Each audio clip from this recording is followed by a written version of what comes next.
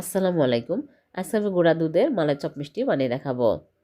প্রথমে এখানে গুঁড়া দুধ নিয়ে নিচ্ছি বড় চামচের 2 চামচ, মানে চা চামচের একটু বড় চামচ নিয়েছি 2 চামচ, আর ময়দা একই চামচের 1 চামচ, আর বেকিং পাউডার হাফ চামচের একটু কম, তেল 1 চামচ দিয়ে ভালো করে মিশিয়ে নিয়েছি। তারপর ডিম একটা ভেঙে ভালো করে ফেটে অল্প অল্প করে দিয়ে নরম করে মেখে 5 মিনিট রেস্টে রেখে দিয়েছিলাম। 5 মিনিট পর আমি এরকম করে অল্প অল্প করে নিয়ে গোল করে একটু চ্যাপ্টা করে বানিয়ে নিলাম। তারপরে মালাই তৈরি করব। চুলায় প্যানে নিয়ে নিচ্ছি 4 কাপ লিকুইড দুধ, 3টা এলাচ দিয়ে আমি চিনি হাফ কাপের একটু কম দিয়ে বলক তুলে নেব। ভালোভাবে বলক চলে আসলে মিষ্টিগুলো দিয়ে ঢেকে জাল করব 10 মিনিট।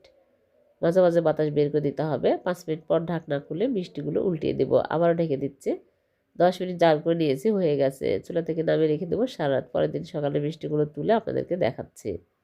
হয়ে গেল 2 চামচ গুঁড়া দুধ দিয়ে নরম তুলতুলে রসে ভরা মালাই চপ মিষ্টি আমি গুঁড়া দুধের মধ্যে কোট করে নিচ্ছি। খুবই টেস্টি হয়েছে। ভালো লাগলে লাইক কমেন্ট শেয়ার করে দেবেন। আল্লাহ হাফিজ।